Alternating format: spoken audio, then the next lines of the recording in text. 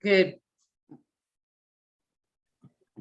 Well, hello, everybody. Happy lunchtime. And if you're in a different time zone, thank you for being awake and present. Sorry about that. That is a dog, and she's playing with a rubber hamburger at the moment. If it gets really annoying, I'll try to mute it. Anyway, today we talk all the time about how to grow sales. I mean, that's why this group exists. That's why AJ and I are in business. We enjoy watching stores grow, but a lot of times, especially if you're newer, you may not know exactly how to build a store in such a manner that it's more likely to convert. And if you've been around a while, a lot of times you could use some advice for what you can do to improve your store so that you sell better.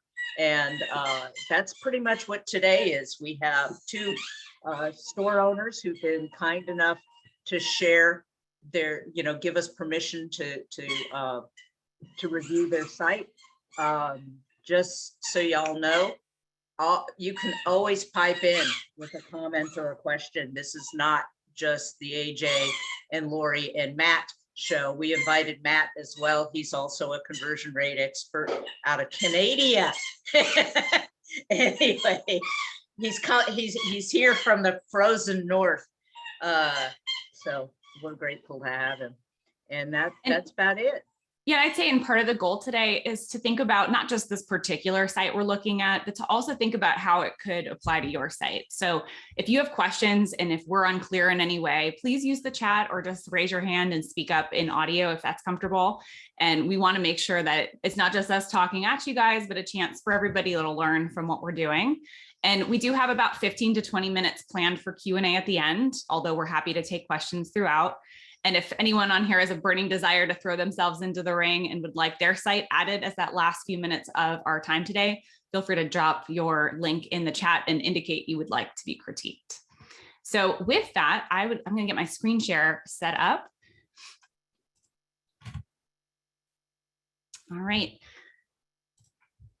Lori, do you want to set the stage for this one? You want me to take this one first? Oh, you're muted. All right, I'll take that as a keep going, AJ. So everyone can see my screen. Go for it. We're good to go. Okay, great. So the first site we're going to be looking at is an e-commerce store that's focused on pickleball. And as the residential fellow pickleball player, I don't have anything to do with the site, but I am a pickleball player myself. So I'll be coming at this from the perspective of someone who knows the game, plays the game, has equipment. And then Lori can provide the perspective of someone who's like curious about pickleball, but hasn't gotten started yet. So looking at the homepage, we've got, I'm on I forget the size of my Mac, but I'm on a pretty standard size screen. So the first thing I notice is that there's a lot of imagery and not a lot of text above the fold. So if I start reading here, it's kind of cut off. It doesn't really draw my attention because it's just kind of peeking above there. And it's speaking about a specific product line. So I can get the sense that this is about pickleball through the video, through the logo, but it would be even more powerful to very directly state what kinds of things you can find on the site. Potentially having some of the navigation categories can reinforce the fact that this is for pickleball and not a more general sports site. Lori, do you have any thoughts on this, like first view of the landing page? Yeah, I do have it. And one of the things, one of the things I noticed right away, and I agree 100% with AJ, depending on the size of the screen, your messaging is getting cut off. Your catalog, your navigation isn't really amazing at exposing that, okay, we know you sell gloves, socks, and t-shirts, but I don't know. I mean, yeah, your logo has it, but really, it really helps, especially, it also helps your SEO if your categories reference what you're trying to rank for. So never assume people understand what you want, what you have, as much as make it clear, just pretend everybody's new and they just need to know what they want. But I'm also not a big fan of the videos. Excuse me, that's incorrect. I'm sorry, I'm a little out of it. I didn't sleep great last night. What I meant is I love the video, actually. I think it's awesome and it catches my interest right away, but you do want to make sure your messaging is above the fold on most devices. And one of the drawbacks to this being so tall, which is what I meant I didn't like, is that that it doesn't even present products. So it's really hard to know exactly what this site's about. And as an experienced pickleball player, one of the things that the video is a little confusing me for is that it does show the gloves a lot. So I realize that might be part of the feature, but it's got some really nice imagery of like a Franklin paddle and other paddles and playing the sport. So I don't get a clear sense of if this is a website that sells all pickleball products and lines, or is it just what's in the navigation? So gloves, socks, clothing for pickleball. I also noticed that for a sport that's on the rise and fairly new to most people, that there is no guidance on this site other than the style guide, which is really not, I mean, what is pickleball? How do you play it? Where do you find leagues? If you can create a library of videos that show off techniques, you create content that's great for your site, great for YouTube, which can, is the #2 search engine on the market. And, potentially you're helping to build your audience. So it helps your SEO, it helps your branding, and and again, maybe I want to try it. Where does a beginner go to find other people that will tolerate the fact they're going to miss the ball? So, there's a lot of questions there. I think that as you answer them in a blog or in a set of instructional guides, that would help your SEO and bring more audience.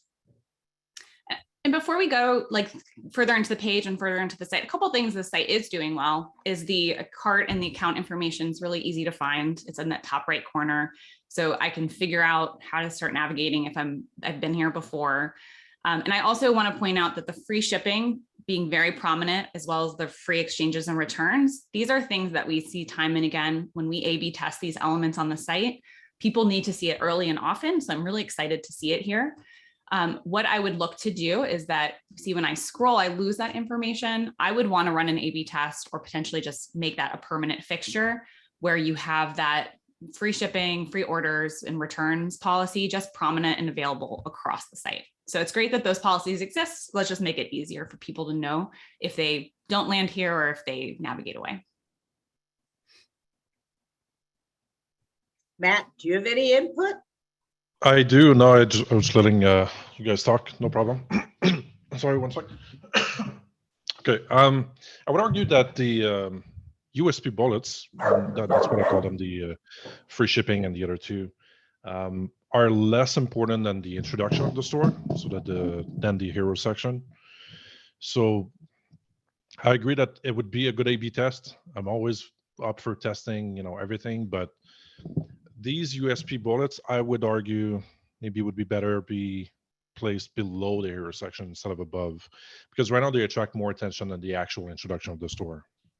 And granted, you raise a really good point there. And one of the things I was just thinking about as you said that is it does feel out of place having this under the navigation. Most typically we see that kind of consistent information in the place of where this blue banner is, so that everything below the navigation orients the customer to the products and to the site. And that's like the main canvas of where customers look.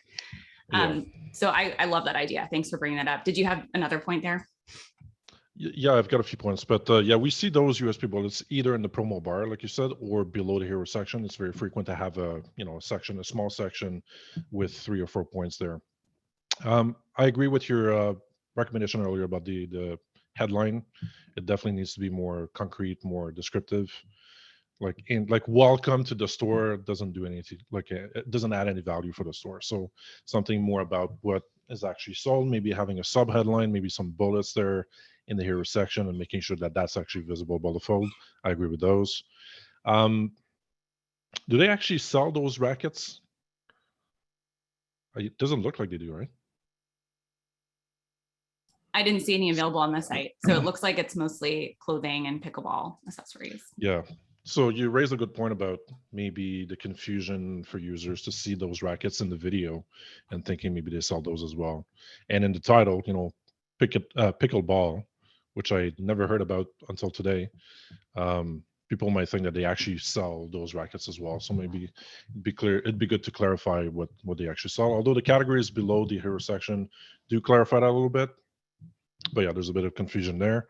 I would move the social media icons to the footer. I don't think they belong in the header, in the promo bar especially. I think they just cluttered the screen there. I would move the search box, or rather, it's just an icon right now. It's not even a box. Okay, so when you click on it, I would actually make it a search box and move it to the right of the logo, move the logo to the left. So you have, logo, a lot of space for the search box, and then the other icons, and then making the category. And on that search note, just to kind of follow up on that, one of the considerations that other store owners might want to think about search is how complex their category is and how important search should be as a result of that complexity. So if this were a site with hundreds of items, search should be more prominent.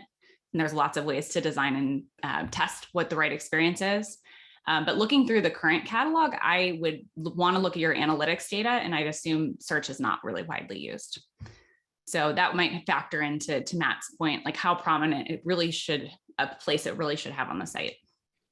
Yeah, and I think the store itself has some sort of influence on the usage of the search. Also, if you make it more prominent, people are more likely to use it. So it's kind of a double, edged sword, if you will. Although I have done tests to increase prominence of search, and we will drive a lot more search and have decreases to orders. So more searches don't always mean a good thing, because we may put them on a path that's less clear, we're not holding their hand to find the right thing, but we're relying on their ability to search for the right terms and be matched for what they think they need.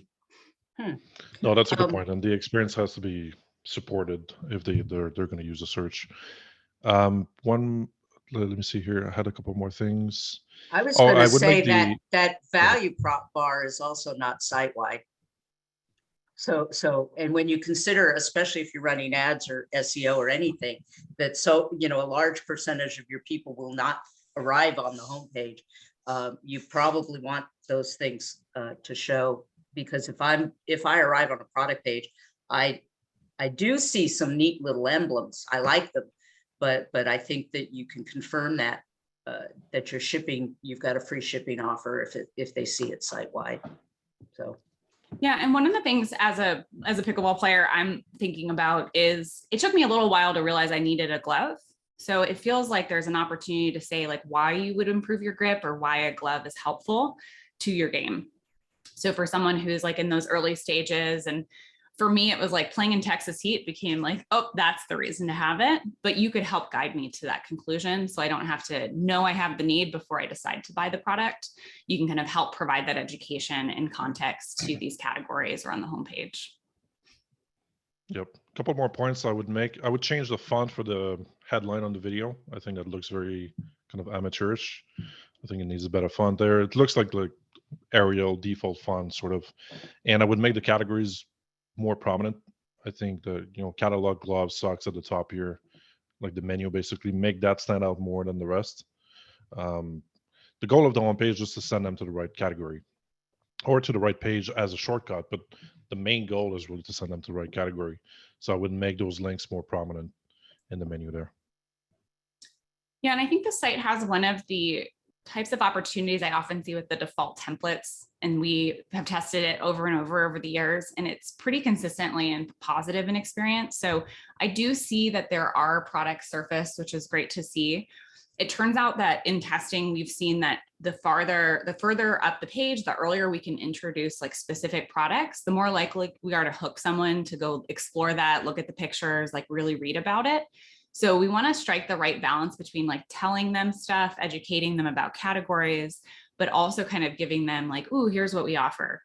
And I like to think about like the real world analogy. When you walk into a store, there's often something fun in the entryway. Like if you think about Target, there's like this little spot of like seasonal items that you're not there for. You didn't know that's what you wanted, but they catch your eye and you stop and look at it. So just like the real world, we want to think about how can we balance like the journey through the store in that prescribed path, like Matt's describing, where a typical person will go through a category and will go to a product page. But for some subset of people, they're going to be like, ooh, this is flashy. I want to take a look at this particular item. So having both of those present on the homepage can be really helpful. By the way, the photography on this site is fabulous. That's often a place that people make an error. And I really found not only is your photography really clear, but on your homepage, you've made it interesting. And they all sort of fall along this blue color scheme. So that looks very intentional and creates a neat feeling, which also means that your call to action button on the top banner could probably, I would want to test another color and certainly make it bigger. Because this is the I mean, if you think about what's on, from what we can see, the minute we land above the fold, what's the most important thing there? It's the shop now button. So, you know, once they understand what your site's about, which is really the purpose of your homepage, the next step is getting them inside the store, open the door and invite them in. And a small note on font styling here, it's really hard to read things that are in this sort of styling of uppercase for each letter or in all caps. So a good practice with typography is to format it in like a normal format with that first letter capitalized as though it's a sentence. I would also recommend like really testing out what your customers would describe your business as and using those words here. This is pretty formal language. It doesn't really say anything that says like, it says premium performance, but I don't really know like why you guys are the ones to trust for pickleball in particular, or how long you've been around, or why I should trust you. So the exercise I would suggest is to reach out to your recent customers and just say, what are 3 to 5 words that describe what we do or why you bought from us? And then, you know, aggregate that data and use that here in place of what you have currently. But are we just looking at the desktop version? Do we know what the spread is between desktop and mobile? We don't have any data. Okay. So we're just looking at desktop today? I have mobile here, so we could switch to mobile as we go through like the product page next. Does that sound good? Or is there something on this page you want to look at, Matt? I haven't started looking at the mobile. I'm just asking whether we were going to or not. Right, I'll go ahead and click on this one. Lori, what are your thoughts about the product page? Well, I'm on the desktop version, if you can swap there. So I actually, I'm looking at it, I'm looking at a t-shirt, but it's the same idea. So, like I said, overall, I mean, the store gave me a good first impression, and then I like to get in and play with it like I'm a customer. And I'm on one of the t-shirt pages, and there's a number of things I think could probably be improved. I realized that this whole right side down and left side blank is kind of set up because that works well in mobile, where there is no left side, it just goes straight down. But to me, especially, it just feels like a waste of space. I really think that product descriptions should go full width on the desktop. But I would say that there were a couple things that I caught that were really a big deal to me. And actually, if you let me share my screen, let me show what I've got posted up here. That's probably the easiest way for me to do it. And Lori, while you're pulling that up, I'll just give an alternative thought about the design for that page, where I agree that that's a lot of empty space.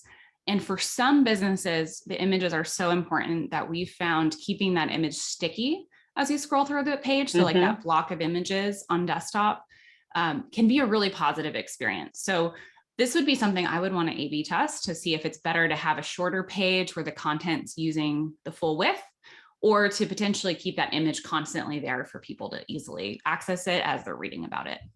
I've also noticed that some of the Shopify themes will actually scroll down with the different images that you have for your product. So I think there's a number of ways that can be done, be a little bit of a unique site and still not stray from what people, how people look at a page.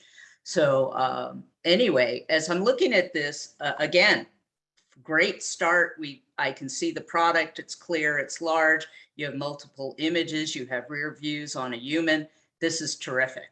What I'm not as wild about is so a lot of people are going to have teams and things, and maybe on t-shirts, they're not buying as many. By the way, if you offered a personalization, that would be really awesome. But that could come down the road. I don't think that is an immediate thing, but gloves and socks and things like that, people might really want to purchase if they're part of a team or a league. And that's where the discount on quantity really begins to make a difference. So the two things I noticed right away was, you've got these giant banners here, but I'm used to seeing more of a grid, and this is okay. It catches my eyes. I'm looking at, well, let's see what happens. So the first thing I noticed is that as I go up the quantities, it's not changing the price up here. So I'm beginning to wonder, where's my discount? So then I came back and I ordered one small, I think, and I just clicked on a couple and added to cart. And now I'm like going, wait a minute, I have 2 t-shirts in here and I still don't see the discount. And I only caught that you've got some kind of a coupon set up to do this. It literally flashed blue. It's on top of everything is blue here. So it was really, I darn near missed it. And my question for you, because I've never seen a plugin work this way, is if I apply a discount here and I've got a welcome coupon, can I stack them? Which means use 2 coupons at once. Otherwise, this is a problem. But yeah, that discount I expect to be more automatic. I expect to see it change here as I purchase. The other thing that would be super helpful would be what they call an ordering grid, where we may have small, size, color, and well, size and color is all you really need, and quantity in a grid. So I can say, I want 2 smalls, I want 1 large, I want an extra large, and do it all at once. The other thing is, while I absolutely love Shop Pay, I think this is one of the best things Shopify ever created with Shop Pay. I'm not a big fan of encouraging people to go straight to checkout because it discourages people from buying multiple products. And Yep. And again, a testable premise. On some stores, this may be the right way to go, but in most cases, as a default, I don't particularly care for it. And what we've started doing on some stores is a slide out confirmation cart. So you know how you've got the thing that comes across the top on this site, and I like it. It accomplishes its purpose quite well. But the idea that if I see my cart and if I want to go straight to checkout, I can do that. And I guess this does the same thing. I don't know why I don't like it there. That's just a personal preference. Again, almost everything can be tested. And actually, now I realize what I don't like. So I love Keep Shopping because we do want people to keep buying. But this doesn't take me straight to the checkout at all. It takes me to the cart. And every extra click it takes for me to make a purchase slows down the conversion rate. So the idea that I have to go to the cart to get to checkout isn't optimal. And yeah, I don't care for that big font. And again, the checkout button's kind of small compared to what's here. So I agree that by having that side card, it acts as the actual card, so you can have the checkout button in there. Whereas this panel is just a notification of added to cart, so it behaves differently. I agree. Like if you show that side, I guess you could put that in that top bar, but you would need to put the rest of the card in there, and that doesn't really fit in there. So I think a side card or even a pop-up cart added to cart might make more sense in that case, and you can show the rest of the cart. But I think a side panel makes more sense. You can scroll through it, you can show the whole cart and have that checkout button in there directly. I agree with that. And I agree with your premise of the direct buy, the third party direct buy button on the product page doesn't make sense because it discourages people from shopping for more products. Going back to the category page for a second, there's a hero section at the top of each page. I've seen some experiments where removing or reducing the size of this section can help because it shows the products right away instead of pushing them down lower on the page. So that's another experiment that's possible there. a beautiful imagery. All right, I'm going to return the control of the screen to AJ.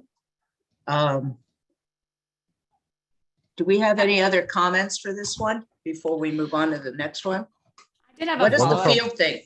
Yeah, I did Okay. have a follow-up to what you guys were just talking about, that flow, because what's really cool about testing is we've seen like all the different combinations of flows not work in different sites. And the emerging theme or theory that we're building is that your shipping price point matters a lot for how many products people are looking for. So if we shove them into checkout too soon and they haven't qualified for that free shipping threshold, you're going to get a drop off in conversion. So sometimes we want the path to be short and fast, and other times we want to give people a chance to kind of think about certain steps. And upsell is an example of what we want to slow down a little bit to say, oh, you're getting close to your free shipping threshold. Here's something that will help you get there. And then the other thing, Lori, you said, I'm not sure why I don't like that design. And the design principle I think it's violating is that the way that let me pull it up. The way that this is laid out requires you to like really work to get all the way across this white space to get to the final numbers and actions. So it's like, you have to start over here and you have to move across. And our normal tendency is to kind of start at the top and move in a Z pattern. And so it's really just focused on that top part as opposed to looking for an action in the bottom. So that's why like an overlay is like immediate, it's right above and right next to that content, versus a sliding cart has it immediately underneath. Just this extra space doesn't feel right for our typical design principles. Yeah, I just knew there was something about technical it. Technical explanation. I think it's also gray. So and then with the matching blue buttons, it's just kind of, it's not obvious. Yeah. And yeah, there's a lot there. Does anyone else in the audience have any like questions or things that they're wondering about as we looked at the site? Feel free to like unmute or to drop something in chat. I had a couple more things as well we can address right away. I think what's missing is a clear reminder of the shipping threshold. So you can have a progress bar in the side cart that's prominent. You can even put it in the header. I've seen that done pretty well, or even like next to the cart icon, but you need to inform them because there's a threshold of $50, I think, for domestic, right? If I go back to the homepage, I think that was it. Out of memory. Yeah, $50. It just says free shipping on orders over $50, which means that if they don't have yet $50 in their cart, you need to inform them that, hey, they're like halfway there, some sort of progress bar telling them how much more they need to add to their cart. That encourages them to do so. And I think that free shipping threshold could be in the promo bar instead of welcome to the new pickleball store. Jeez, I can't speak English. Like saying welcome doesn't add any value. I think some USP, like the free shipping at the top, I think makes sense to be prominent and sticky, as you mentioned before, AJ. Yeah, so like so I would put you're $5 away from free shipping is I think what you have in mind there, Matt. Yeah, some sort of progress bar in the cart that shows you visually how close you are to that threshold to qualify for it. And remind them also on the product page, close to the add to cart, having a little section mention again what the terms of the free shipping are, just to remind them clearly there. Yeah, the other thing I was thinking is that if you were using an upsell app and somebody is this close to shipping, what you may want to do is recommend a couple products. One that's not so expensive, it's takes them a lot over that $50. But like you have one that's way better and one that might be just a little bit of a bump to get them over the edge. And all that's doing is increasing your order value, which is good, and making sure you close. Because if I'm at $45 and I'm $5 away from shipping, I'm going to try to get that free shipping because I'm going to pay more than the $5 to have it shipped. So that's where that comes into play. And the reality is I have no idea there isn't free shipping. And if I landed on a product page, I've kind of missed it too. So I think that's a big deal. So I do want to do time check. So it looks like we didn't have any other questions from the audience on this one. So I do want to switch over to Earthbox and give us a chance to look at a different scenario and kind of look through some other opportunities. If we want to come back to this in the Q&A, though, we can definitely do that. So I will switch on over to Earthbox. Should we do this in reverse order? Matt, do you want to go first with your thoughts on this one? And then Lori, and then I'll go. I'll need a minute to actually take a look at it and list a few things here. All right, no worries. Lori, do you want to head it off, or you want me to go first? I guess I'll head it off. So I actually, I mean, again, I haven't done I intentionally go into these relatively blind on purpose because I want to be like a customer. And I just bought a house. So this is actually a very interesting site to me. And what little looking around is just really smartly done. Again, just like with the other side, I like the colors. It adds to the theme. While the logo doesn't tell me what they do and their navigation doesn't tell me what they sell, which I'm not a big fan of the shop button, but I realize sometimes there's a reason for that. I love that the call to action, you can see, in fact, this is actually a great example of a do. What have they done? They tell me exactly what they're all about. Successful gardening anywhere. And then they have a bunch of these really nice value propositions. And then they're telling me in the call to action, instead of just shop now, shop gardening systems. This is just really nicely done. And then we have the less important value propositions that still matter right underneath here. And I'm trying to think here. So we have the buy more, say more. We still don't have the free shipping in the header, but I haven't looked deeper to see if it's present on other pages. And then we see products. And these guys also have a fabulous learning center. So people understand about their product, and everything they write not only helps them sell more items, but it's all SEO content. This is just terrific. The fonts are large and easy to read. I'm old, you know, it helps to do that. Look at these. I mean, these are, I don't have the screen. Go down to the Earthbox 101 and then hover over those blocks. So it's all just super interesting. And then, you know, they've got excerpts from their Instagram feed, or perhaps these are photo reviews, but this is their social proof. This is Instagram. So these are images from actual users, which helps build trust. So my initial response on this site is maybe somebody else can find something to criticize. I've got a few things. Okay. I don't praise websites enough. I just give the negative, but it's all for constructive purposes. Yeah, I agree. Some sort of tagline would be good near the, like right under the logo or something like that, just to give a sense of what the site is about. I mean, there's the headline there, but it's not going to be on the rest of the site. If you land on the product page, you're really not going to know what this is about. I don't know. So usually a tagline helps. I would expose the categories. Not a big fan of having them hidden under a shop button. I understand that they have other menu items there, but these could be a secondary menu, or just move them to the footer, really. Yeah, the help button can be in the footer as, Yeah. you know, in fact, most of the about content. So you could use that. You don't have so many categories here that they couldn't be main navigation. You could even fit the learn and the about in the secondary menu that they already have. They would have to think about how to make that work, but I would expose the categories directly. So, you know, all products, bestsellers, gardening systems, etc., or some of them, and then you can have an arrow for more if it doesn't fit in there. Also, the color swatches, if you scroll down a little bit, there's a section that says Earthbox favorites. There's color swatches on them. My first reaction was to actually click on one of them to see the other color, and it sends you to the product page. I'd rather see the different colors before I click to the product page, so make them interactive. And then in the video that's in the section after that, they have recommended videos at the end of the video. That's usually a no-no. You don't want to send them to some other YouTube video that's unrelated.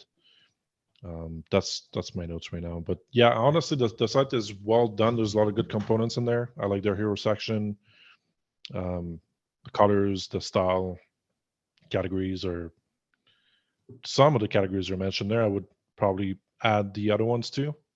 So they're missing a few there. Gardening systems, accessories, value bundles. Yeah, they're missing like half of them. So yeah, they could put the rest of the categories as well. I think they don't have too many so it doesn't fit. Yeah, I would echo that same impression, Matt, that you have around, let's expose some of these shopping categories directly in this main nav. I'm really excited to see bestsellers here. Whenever I see a site that doesn't have this, but they've got a pretty big catalog, it's one of the first tests that we run, because we do find that customers can get overwhelmed with having too many product options. And so, especially for maybe novice people or people who are going to be gifting at something Earthbox, it helps us kind of understand where to start instead of finding all the things and looking at everything and getting overwhelmed. Unlike pickleball, I am not a gardener. So one of the questions that came to my mind was, it says successful gardening anywhere, but all the imagery is outside. And the only place I can garden as an Austinite is in my house. So I don't know if this is something I can use indoors, or if I'll need to put it on my patio, or does it need light, or, what do I need to do? Or is this working for me? So that might be something to think about for that phrasing, because if it does work everywhere, indoors and outdoors, that might be another clarifying point to make in this section or throughout the site with balancing the imagery of indoor and outdoor. Yeah, I was thinking about that too, as they say anywhere, but there's no classification by space. And, I have a daughter who's got a gorgeous sunroom in her apartment on the 5th floor in Chicago. There is no backyard. It's really, but yet she would love to be growing more indoors. So, does this work indoors? And, like I've looked at the lighted towers and stuff that are just ridiculously priced. But, I think that you could help people. Anything that helps somebody get to what they're looking for faster is a bonus. And I think one of the opportunities for a novice is helping guide me to the right content, and bestsellers is really good at that. But something that I would be wondering, or, I see the option for the original container gardening system. Is that anything and everything versus tomato? Why is it tomato? And so something that could help someone like me is having something like a guide or an assessment or a quiz that kind of brings me in and says, hey, are you brand new to gardening? Let us guide you to what would be doable in your space, on your budget, in terms of what you like to eat. So I think there's some opportunity for kind of hand-holding or guidance, as if I went to a physical store and could talk to an associate. What kinds of things come up, and how can we help showcase that for people on the site? This would be great for a smart bot, a little chat bot like Maisie, where they can ask questions and be directed, basically filtered into the right stuff. Quick note, and I don't know if this is on my end, but I just got blocked from their website. Access denied from their firewall.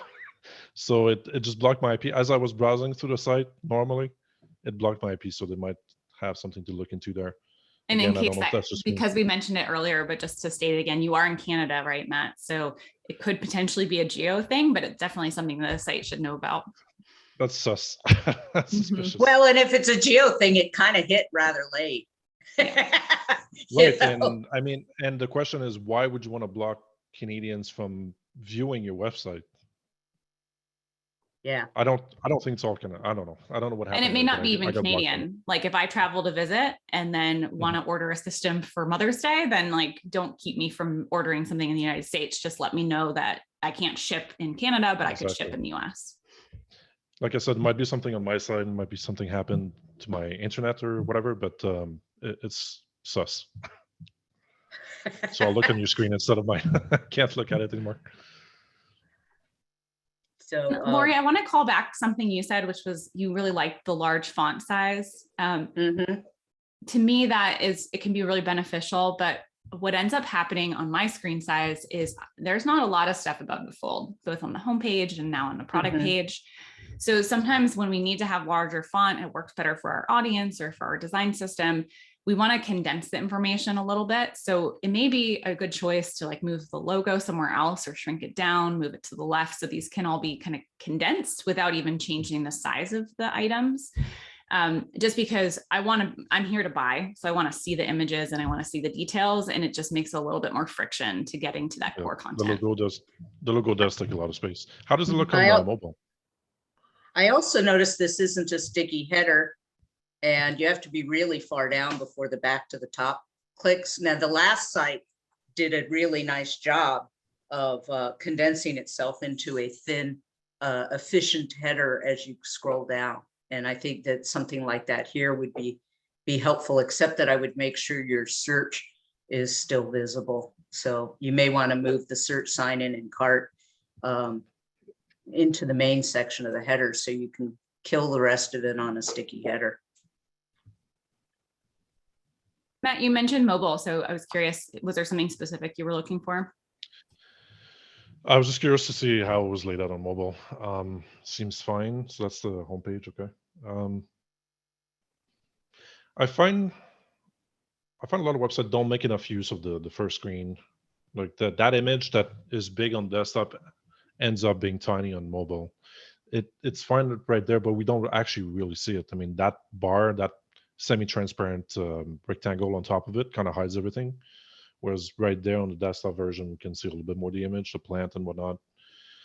So maybe something there to adjust for mobile. And now that we're I think thinking about this, I think the image supports the message. I think now that we're thinking about this a little more, I'm left with a question of like, why this particular system over competitors? And I see that there are lots of things this is good at. I see like the value props that we talked about with like shipping and understanding your experience.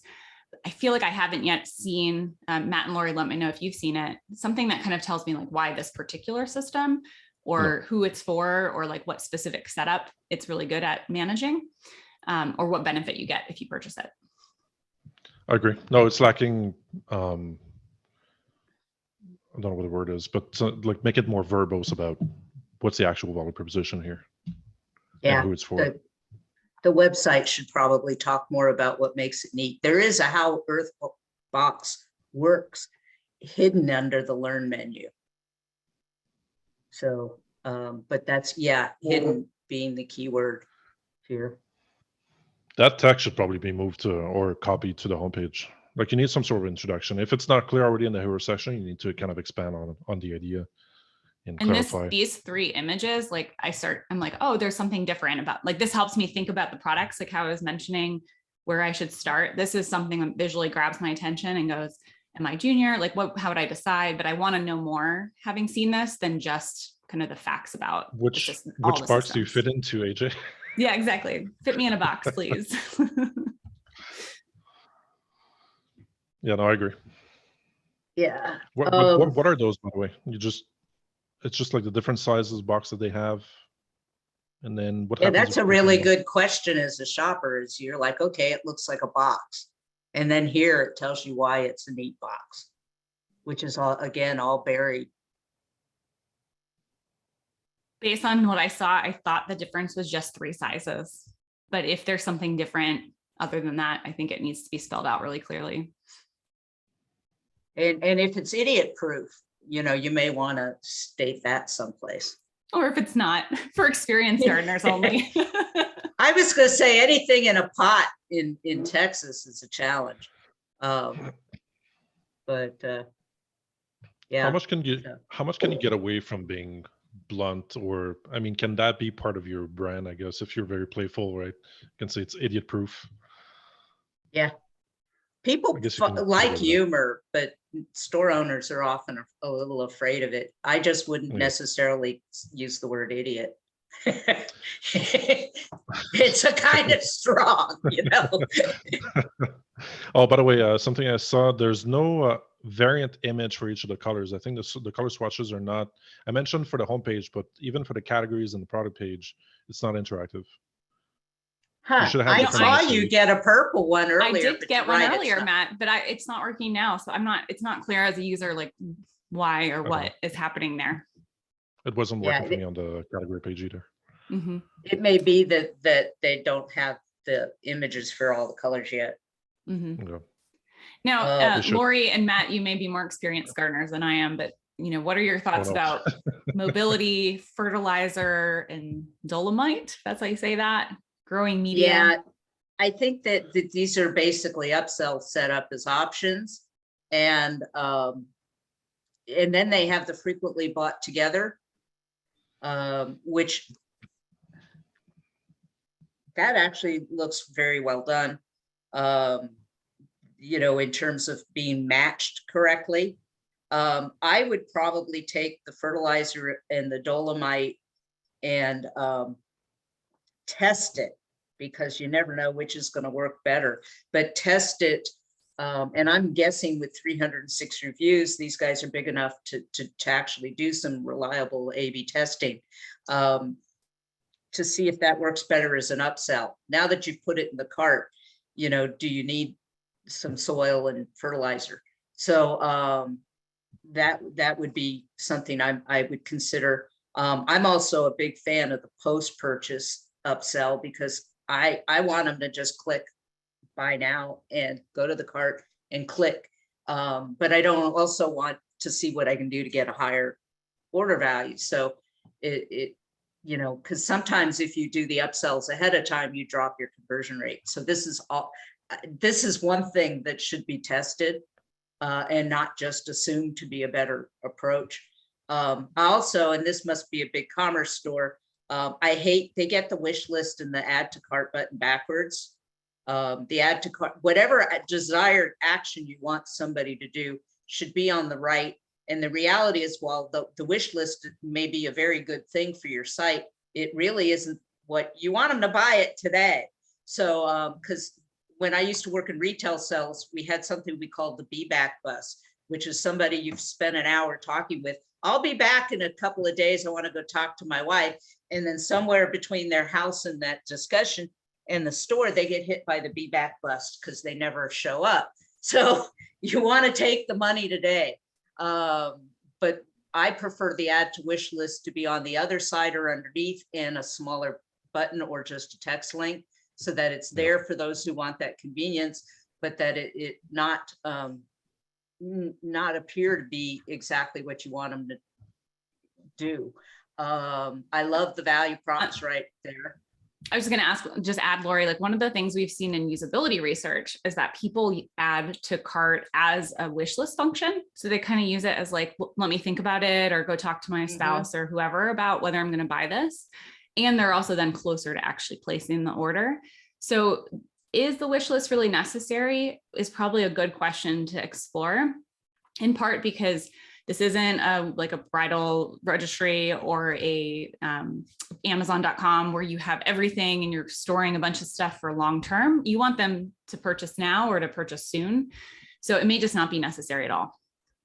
Yeah. From memory, some experiments that I've seen about wish lists were that they did add value and they did increase the metrics, but I'd have to look back at the actual numbers.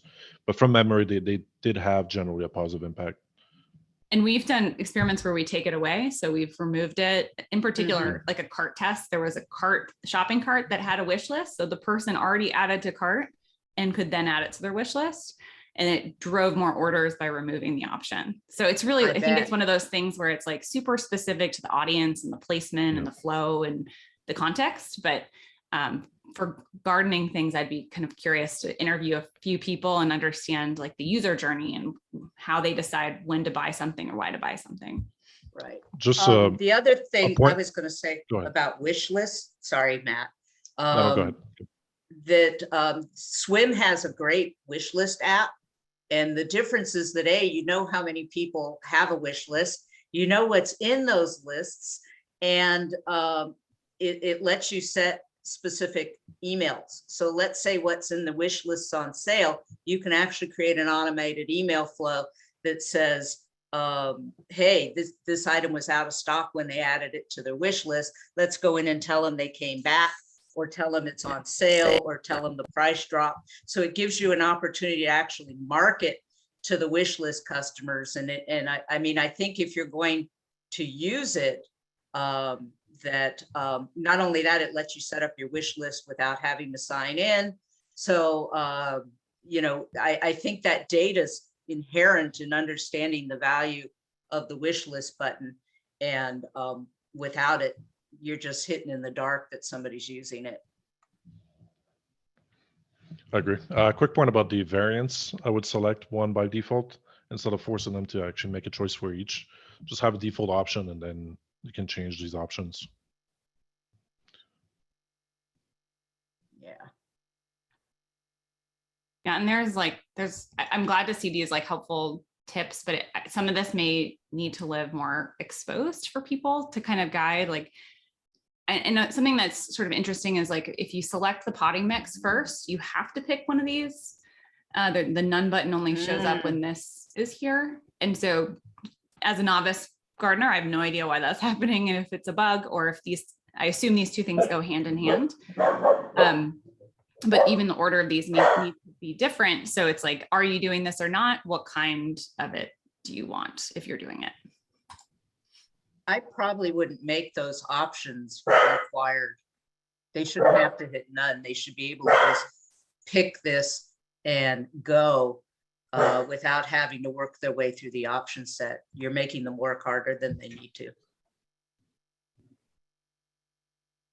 Yeah, I think that's really interesting. In particular, if there's like a bundled version of them all together in a certain way, that's like a recommendation versus like just the basic package, and they could see the packages as opposed for comparison, as opposed to have to think through the choice right here.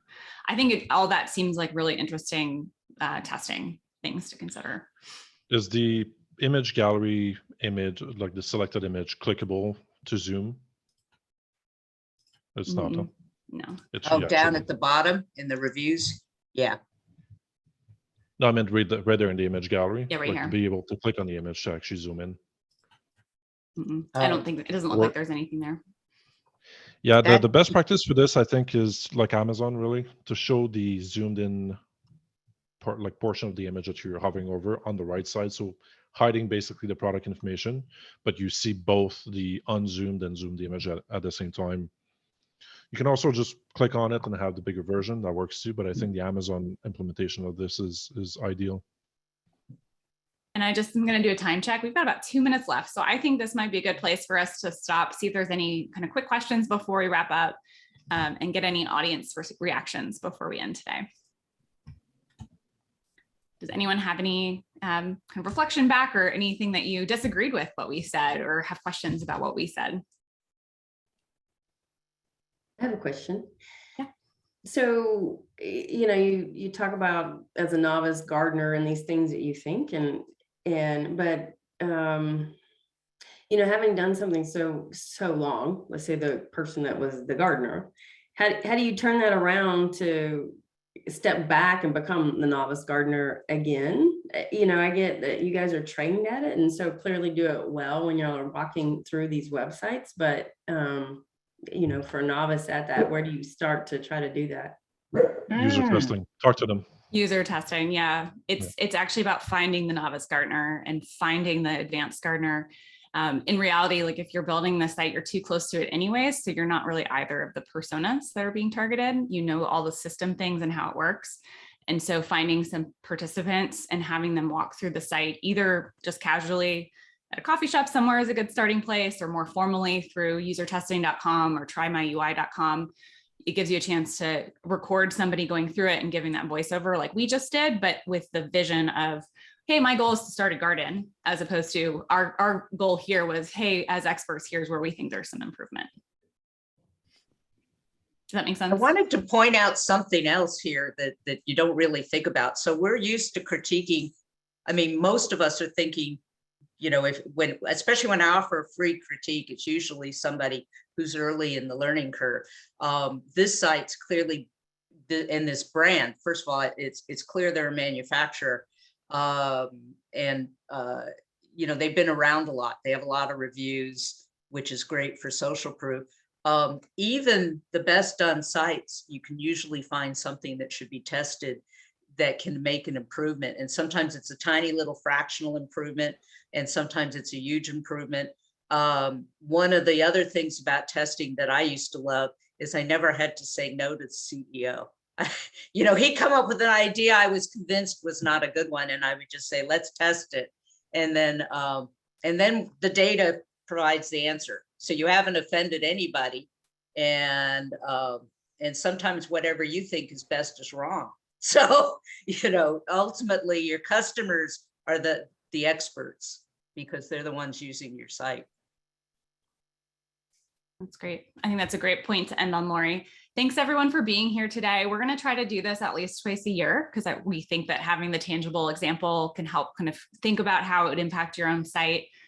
Next month, we've got a topic squared away. Lori, do you want to give a quick preview of what we'll talk about? So next month, we're doing something a little unusual, and that is that I've invited one of my software partners to come in and talk about their product, but only because it's an amazing tool for thinking about ways to increase your conversions with a tool that you might very well use anyway to gather your email pop-ups. So Justuna is going to be in here. And by the way, they do more than pop-ups, and their pop-ups, there's a lot that's great, but I asked them to specifically talk about what their tool can do that increases your conversions, because everybody gathers their emails, and that's great, but really, if I'm paying you for that, what else can I get out of your tool, and what can I do that my competitors aren't that will help us build our sales? So that's going to be a fun one. Thanks for that preview. We look forward to seeing everyone next month. Extra thanks to Matt for jumping in this week with some extra insights to share. Hope you take something away and can put it into action for your site today. And we look forward to seeing you next month. Have a good one. I think y'all should go walk through a bunch of sites and see what you think could be better, just to develop the eye, All right. Have a good afternoon, everybody. Bye. Cheers.